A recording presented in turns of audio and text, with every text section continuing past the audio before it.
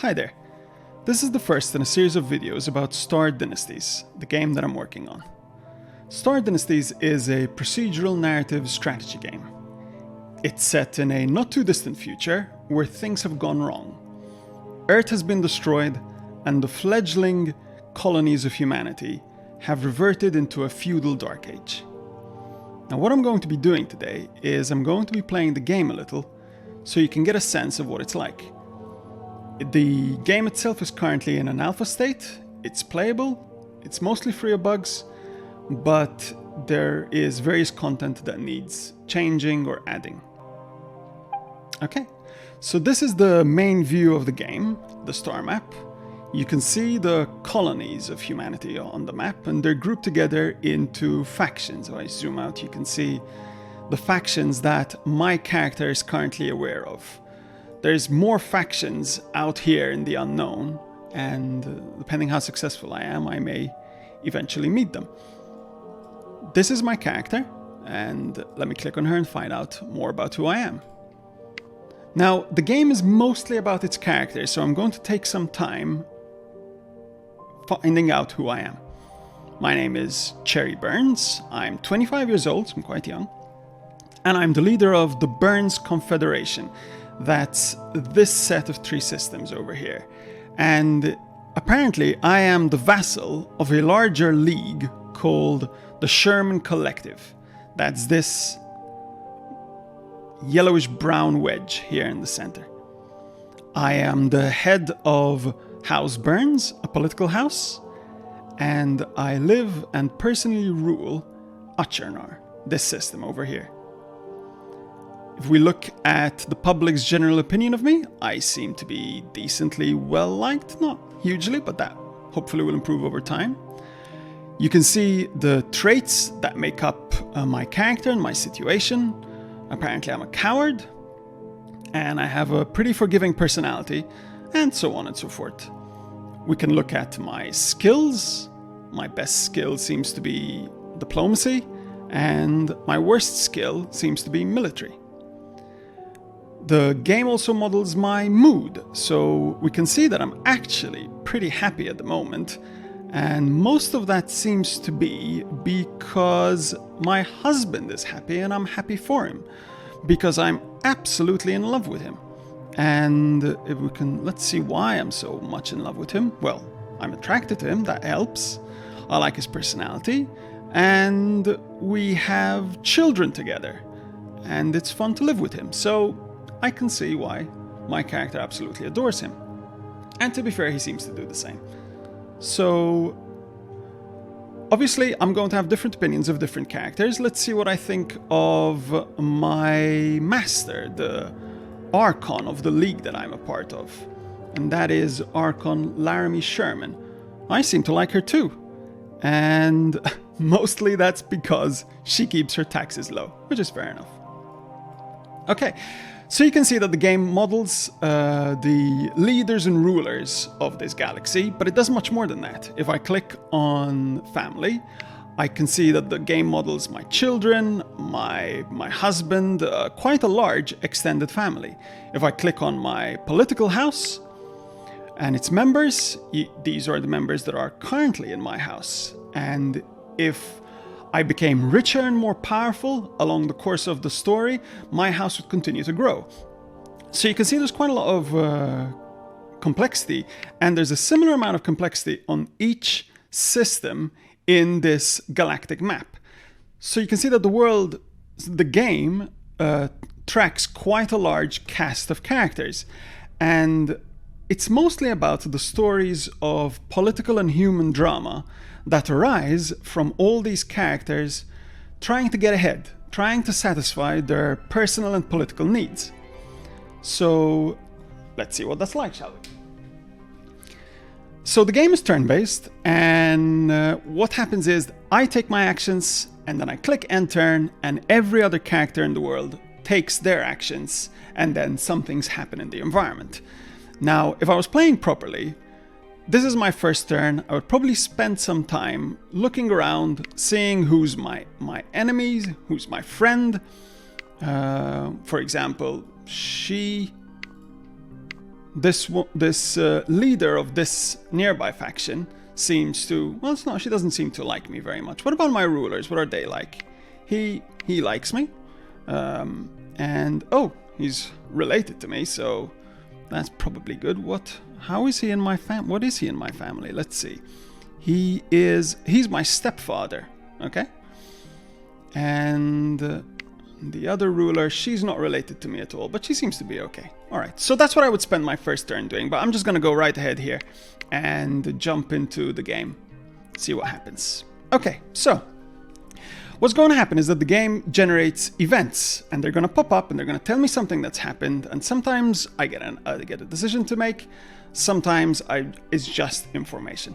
So in this case, it seems like a member of my house, my negotiator, the head of my diplomacy, is asking me to expel an ambassador from another faction. Let's expel him. He doesn't like you. Who knows what he's plotting? And, well, it's quite true. He doesn't like me, but he doesn't really hate me either. So maybe there's not much of a risk. And I really don't want to piss off the leader that sent him. So let's not antagonize her. No, I'm fine. Okay. So when I press OK, the game immediately jumps to the next event. And in this case, what's happening is, oh, that's quite a coincidence. She seems to have decided to pull him back anyway. I guess the ruler has figured out that he's not doing a lot of good on my system. So what she's done is she's assigned him to administration on her system. He's no longer the ambassador on my system. I'm not really happy about that because it's a bit insulting to just draw back an ambassador without sending a replacement. You can see that I'm not very happy about it, and presumably if I bring her up, that's given her a hit to my opinion of her. Okay, let's move on to the next thing. An unknown ruler has broken allegiance with the Hendrix Collective, that would be this faction, and has pledged Saddle Malik, that system, to the Benson Quadrant up here.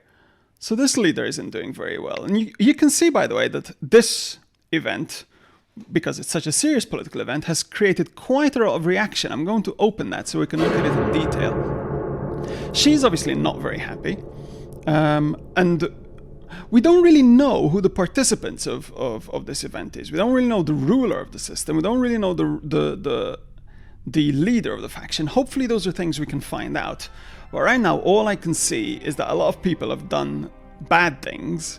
And the only person I can see who is the leader of this faction, all I can see is that she looks weak as a result of that having happened. So she's lost a bit of respect. If I look at the public's general opinion of her, and I'll mouse over the respect section of that, she's just lost Saddle Malik. So she's lost political status because of that. And as a result, I like her less. Okay. All-right, so let's move on and see what else happens.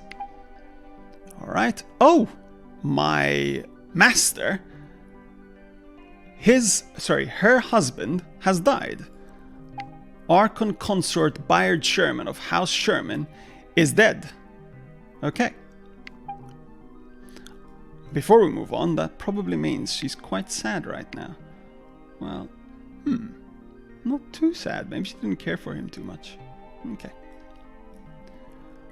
My mother was assigned to administration duties for House Everett.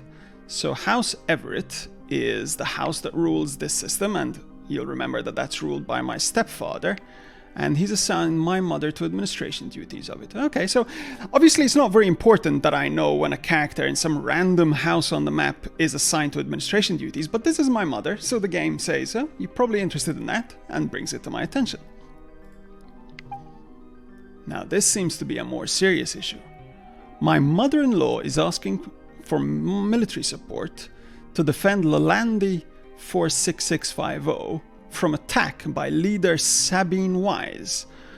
Okay, so seems to be a bit of a small war going on here between these two very small factions, and it seems I'm being drawn in because one of them is my mother-in-law, which obliges me to help her.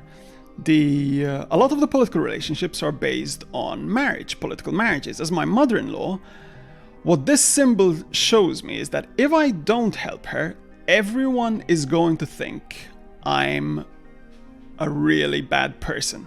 I'm kind of obliged to help her here. So I'm going to provide military support. I could refuse and take the political hit, and that might be a valid choice if I don't want to get involved in her war. But in this case, I'm going to provide military support. I'm allying with my mother to defend from attack. And part of the process, I've declared war on this very small faction over here.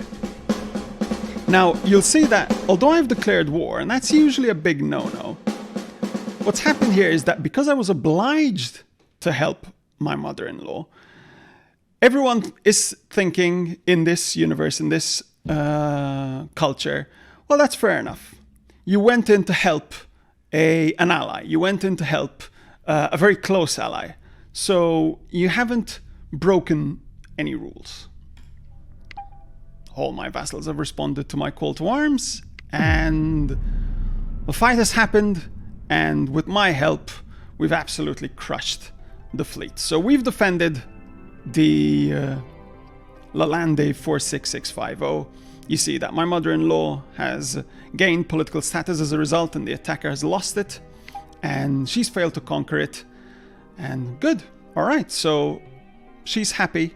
Part of that will be happiness with me. So if I click on her, and you can see that she's pleased with what I've done. Okay, and now the game moves on. And I found out that Carl Keller, who's he? He's a member of my house, one of my members. He's a diplomat. He's attracted to this leader over here. Well, good luck, mate. Probably not going to come to anything. Okay, so that's the turn has ended, and the game summarizes the events that happened that it didn't think were important enough to bring to my attention as the game was going on. So I could very briefly go through a few. There was someone else who allied with my mother-in-law to defend Lalande. Fair enough. Someone assigned someone to the head of house. You can see that there's a lot of detail that's going on in the background, and some of this might occasionally be good to go back and refer to, but I'm not interested in it really right now, so I'm just going to move on. And now it's my turn. And what do I do? Well, for a start, I can look at the hints the game is coming up for me, and let's see what it says. There's someone in my house that's standing idle. Villette Knapp, okay, so we can assign her to a role in my house. What's she good at? She's good at military. She's not good at security at all, because that's my biggest need right now.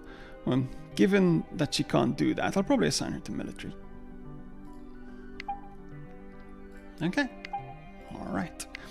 What else? I'm lacking council members in administration and security. Okay, I'll deal with that shortly. And I can expand my empire by pressing or championing the following claims. The Burns Confederation's claim to own Zuben el Ganubi. Okay, what's that like? So I think if I click on Zuben el Ganubi and I see the claimants, oh, I have a claim to own it. That means I've probably lost it to my my master in some ancient war. So okay, that's something that I'm going to keep in my back pocket. That'll be something that I can use perhaps when I'm rebelling against it, because I've got ambitions. I want to be my own independent faction soon enough. Okay, so I hope that was a good introduction to the game and what it's like. If you're interested in knowing more about the game, follow me on Twitter or Facebook. And if you have any thoughts or comments about what you've seen, I would love to hear them. Thank you.